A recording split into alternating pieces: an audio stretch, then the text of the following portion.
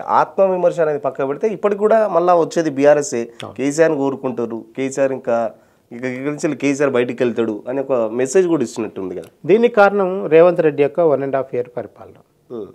ఎందుకంటే రేవంత్ రెడ్డి గారు పరిపాలన మనం ఎంత ఎక్స్పెక్టేషన్ ఎంత జనాలు చేశారంటే మీరు చూడండి, మన జనరల్గా ఇంగ్లీష్ మూవీస్లలో చారిత్రక సినిమాలలో చూస్తుంటాం, ఒక దేశం మీద ఇంకో దేశం గెలిచినప్పుడు ఎట్లా ఆ దేశం సంబరాలు చేసుకుంటుందో, కేసీఆర్ దిగిపోయినప్పుడు ప్రగతి భవన్ గేట్లను కూలగొ అక్కడున్న కంచెలు తీసేస్తున్నప్పుడు అసలు ఒక పెద్ద రాజ్యంలోకి మనం ప్రవేశించామన్న ఫీలింగ్ జనంలోకి వచ్చింది. ప్లస్ ఇంకోటి ఒక ఊపిరి పీల్చుకోవటం అనే దాన్ని కూడా మనం ఫస్ట్ టైం విన్నాం.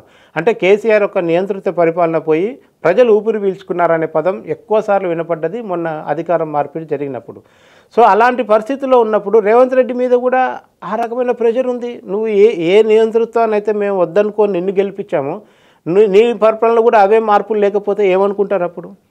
ఇప్పుడు రేవంత్ రెడ్డి మీద 2 రకాల సమస్యలు ఉన్నాయి. ఒకటి, కేసీఆర్ కొన్ని పథకాలని ప్రజలకు అలవాటు చేసిపోయాడు. ఆ అలవాటు చేసిన పథకాలకు పైసలు ఇవ్వాలి, నువ్వు సొంతంగా కొన్ని హామీలు ఇచ్చినావు. ఇవి 2000 పెంచి 4000 చేస్తున్నావు, మహిళలకు 2500 ఇస్తున్నావు, ఇదన్నావు, తులం బంగారం వంటివి, ఇట్లా రకరకాల ఎట్లయినా సరే అధికారంలోకి రావాలని మీరు ఇచ్చిన హామీలు ఒకవైపు, మొన్నటిదానికి వచ్చిన సంక్షేమ పథకాలు కంటిన్యూగా అప్పుడు ఈ రెండింటి కారణం అక్కడ డబ్బులు లేవని నిన్న లెక్కలు చెప్తారు. 18,000 కోట్లు నాకు వస్తే 6,000 కోట్లు దీనికి, 6,000 కోట్లు దీనికి, నాకు మెత్తిపోయి నాకు 5,000 కోట్లు మిగులుతున్నాయి, దీంట్లో నన్ను ఏం చేయటండి, మనం అందరం కూర్చొని పంచుదామని మాట్లాడు. అంటే మీరు అక్కడున్న డొల్లతనాన్ని బయట పెట్టడం వరకు కరెక్టే, కానీ మీరు ఇచ్చిన హామీల విషయం ఏమైంది? ఇంకోటి, పోనీ గత ప్రభుత్వానికి మీరు ఏమైనా భిన్నంగా చేస్తున్నారా? అవే ఐఏఎస్ ఆఫీసర్లను కొనసాగించారు. ఎక్కడెవరైతే స్కామ్లో పాల్పడ్డారో, ఎవరి వలన అయితే తెలంగాణ ప్రజల యొక్క ధనం లూటీ అయిందని అనుకున్నామో అదే ఆఫీసర్ ఇవాళకి కూడా కంటిన్యూ అవుతున్నారు, మీతో పాటు విదేశాలకు వస్తున్నారు. పోనీ 10 ఏళ్లలో కేసీఆర్ చేసిన తప్పుల మీద తీసుకొచ్చే అయ్యా కొడుకుల్ని గొరగొర ఇచ్చుకొచ్చి లోపల పెడతాన్నావు కదా, ఇప్పటివరకు వాళ్ళ ఒంటి మీద ఇట్లా చేయి కదా, గీత కూడా పడలేదు కదా. అంటే నీ మాటలను ఎవరు నమ్మాలి? అందుకని ప్రజల్లో ఏమనిపిస్తుంది, ఒకవైపు ఏమో సంక్షేమ పథకాలు అమలు చేయడంలో విఫలం, రెండో వైపు డబ్బులు పుట్టించలేకపోతున్నారు. ఒకవేళ డబ్బులు పుట్టించే పథకాలు ఏవో 2 పెట్టుకుంటే అవి కూడా రివర్స్ అయినాయి. ఒకటి హైడ్రా, 2 మూసీ ప్రాజెక్టు, అవి ముందలు పోయే అవకాశాలు ఇప్పటి వరకు కనపడతలేవు. హైడ్రాను హడావుడిగా మొదలుపెట్టారు, దాని కింద రాజకీయ ప్రయోజనం చూద్దాం అనుకున్నారు, అది సాధ్యం కాలేదు. ఇప్పుడు హైడ్రా అనేది చాలా వెతికి ఏదో ఉందా లేదా అన్నట్లుగా తయారైపోయింది. స్టార్టింగ్లో ఉన్న దూకుడు ఇవాళ హైడ్రాలో కనపడతలేదు. మూసీ ప్రాజెక్ట్ ఎంతవరకు వచ్చిందో తెలియదు. నిన్న మొన్న కూడా మళ్ళీ జపాన్ పోయి ఇంకా మూసీని ఇట్లా చేస్తాం అంటే ఇంకా మూసీని ఏం చేయాలో చూసే దగ్గరే ఉన్నారు, ఇంకా చేసే దగ్గరికి రాలేదు. సో మరో 4th సిటీ అంటున్నారు, అక్కడే ఇప్పుడు ఇంకోటి వీళ్ళ లగచర్లలో సెజ్జు పెడదామని చూసి అక్కడ భూములు తీసుకుందామని చూసి అక్కడ రివర్స్ అయ్యి కోర్టులు దిగాల్సి వచ్చింది. ఈవెన్ హెచ్సియు భూముల 400 ఎకరాల దగ్గర కూడా మీకు వ్యతిరేకమైన తీర్పే వచ్చింది. ఎక్కడ ముట్టుకున్న రేవంత్ రెడ్డి గారి పరిపాలన కేసీఆర్ కంటే భిన్నంగా లేకపోగా, కేసీఆర్ని ఇప్పుడు జనం ఏం ఎక్స్పెక్ట్ చేశారంటే కేసీఆర్ని కావాలని కొంతమంది అధికారం దింపడం కోసం కాలికి బల్పం కట్టుకొని లాస్ట్ ఎన్నికలు తిరిగారు. మరి మీరు గెలిచిన తర్వాత ఇవాళ ఏ విషయంలో యాక్షన్ లేదు కదా. ఇప్పుడు మీరు నిన్న ఒక వీడియో చూశాను, నేను చాలా ఎమోషనల్గా, నా బిడ్డ పెళ్లి రోజు నేను జైల్లో ఉన్నా, నేను జైలు నుంచి వచ్చి ఆశీర్వదించిపోయే పరిస్థితి నాకు కల్పించిన, నన్ను డిటెన్షన్ సెల్లో ఉంచారు, వీళ్ళు పెట్టిన నరకానికి నేను వీళ్ళని వదిలిపెట్టాను అన్న నువ్వు మాట్లాడిన మాటలు ఏమైపోయినాయి? మరి అధికారం వచ్చిన తర్వాత నువ్వు ఎవరితో కాంప్రమైజ్ అవుతున్నావు? ఎందుకు కాంప్రమైజ్ అవుతున్నావు? ముఖ్యమంత్రి చట్ట ప్రకారమే నేను చేస్తా, చట్టానికి లోబడే చేస్తా. ఇప్పుడు నేనేమంటే చట్టపరమైన చర్యలు 1.5 yearలో ఎంత జరిగినాయి? మీరు ముందరికి ఎక్కడ పోయింది? మనం అది గ్రీన్ ఛాలెంజ్ మీద మాట్లాడారు. గ్రీన్ ఛాలెంజ్ మీద ఏం జరిగింది? ఎంక్వైరీ ఏం జరిగింది? ఏమైనా రిపోర్ట్ వచ్చిందా? కాళేశ్వరం మీద రిపోర్టు నిన్న వాళ్ళ సభ ఉందని చెప్పి ఏదో అడావుడిగా తెప్పించినట్టుగా కనపడుతుంది తప్ప, కాళేశ్వరం మీద మీరు చర్యలు తీసుకోవాలంటే, లేదంటే ఛత్తీస్గఢ్ జరిగిన విద్యుత్ ఒప్పందం మీద చర్యలు తీసుకోవాలన్నా, అసలు అన్నిటికంటే దేశద్రోహం లాంటి కేసు అండి టెలిఫోన్ ట్యాపింగ్. దాంట్లో ఏది మీది ప్రభాకర్ రావు అంటే తిప్పేయటానికి మీకు బీజేపీ సహకరిస్తలేదా? బీజేపీ బీఆర్ఎస్ కలిసిపోయినాయా? ఇది కూడా ఆన్సర్ చెప్పాలి కదా మీరు ప్రజానికానికి.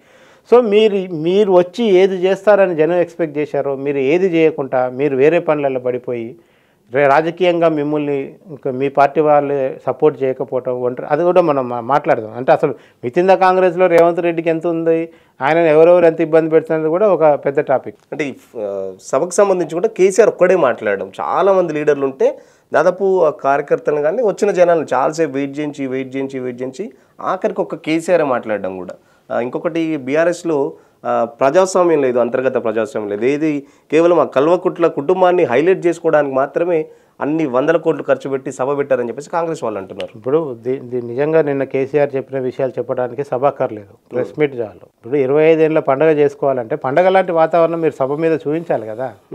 కేసీఆర్ ఒక్కడే మాట్లాడటానికి 200 కోట్ల సభ ఎందుకండి? జనాన్ని ఎండలో తీసుకుపోయి మార్చబెట్టి ఆగం చేసి ఒక రిటర్న్లో జర్నీలో ఒకరిద్దరు యాక్సిడెంట్లో చనిపోయి ఎందుకు చెప్పు ఇదంతా?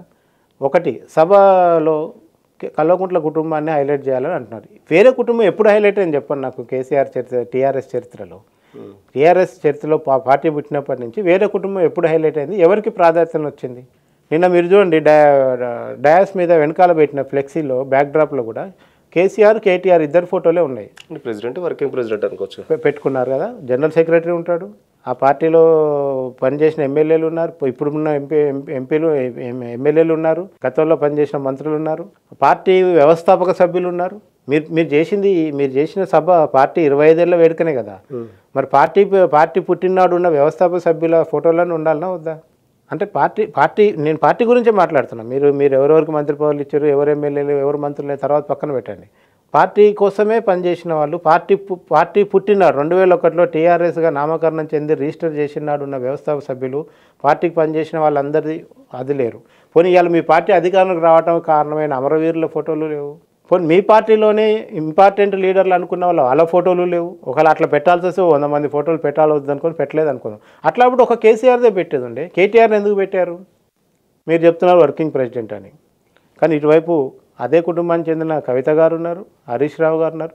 అంటే ఇది బయటికి కనిపించేంత లోపల అంతర్గత వ్యవహారం అనేది. ఒకవైపు కవిత యాక్టివ్ కావాలని చూస్తుంది, కరెక్ట్గా సభ రోజు తప్ప ముందు రోజు ఎక్కడ కూడా హరీష్ రావు గారు దీనికి సంబంధించిన వ్యవహారాలు ఎక్కడ కనిపించరు. అయితే ఈ ఫోటోలో క్లియర్గా చెప్పాల్సిందంటే నా తర్వాత వారసుడు కేటీఆర్ అని చెప్పడానికి ఎవరైనా రాజకీయ వారసుడు ఉంటారు. ఇది మీకు ఎప్పుడో అధికారం ఉన్నప్పుడే రాజకుమారుడి పట్టాభిషేకం అనే పేరు మీద ఒక వార్త మీకు ఆంధ్రజ్యోతిలో బ్యానర్ హెడ్తోని తలపాగా పెట్టి కేటీఆర్ ఫోటోతోనే ఒకటి వచ్చింది. ఆ రోజు ఆ పట్టాభిషేకం ఆగిపోయింది. అంటే ఆయనను వెంబటే సీఎం చేసి కేసీఆర్ దిగిపోయి వర్కింగ్ ఆనరీ ప్రెసిడెంట్గా ఉంటాడు, ఈయనను ప్రెసిడెంట్ చేస్తాడు, తర్వాత నెక్స్ట్ సీఎం కూడా ఈయన చేస్తాడు అనేది ఒకటి జరిగినప్పుడు అప్పుడు సడన్గా హరీష్ రావు కొన్ని పావులుగా వెళ్ళిపోయారు, ఇంటర్నల్గా ఒక ఒత్తిడి జరిగింది. ఇదంతా వ్యవహారం అందరికీ తెలిసిందే. అలాంటి సందర్భంలో ఈరోజు మళ్ళీ కవితన లేదంటే హరీష్ రావా అనే చర్చ వస్తున్నప్పుడు వీళ్ళిద్దరు కాదు, ఖచ్చితంగా కేటీఆర్ఏ దీనికి వారసులని చెప్పే ప్రయత్నం కేసీఆర్ గారు అందులో చేశారు. సో అందుకనే ప్రజాస్వామ్యం గురించి, అంతర్గత ప్రజాస్వామ్యం గురించి బీఆర్ఎస్ పార్టీలో మాట్లాడొద్దు. ఎందుకంటే వ్యక్తి సెంట్రిక్గా రీజనల్ పార్టీలలో ఎప్పుడు కూడా మీకు ప్రజాస్వామ్యం గురించి మాట్లాడితే ఏమిటంటే బయటికి పంపిస్తారు. ఫస్ట్ ఆ రోజు వరకు మీరు హైలైట్ అవుతారు, కానీ తర్వాత నుంచి మీకు ఆడ గేట్లు క్లోజ్ చేస్తారు. సో అది మనం చాలామందిని చూసినాం.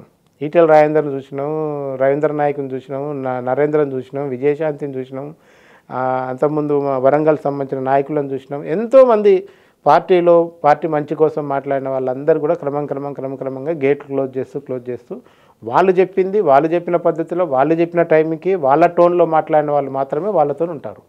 అది టీఆర్ఎస్ చరిత్ర.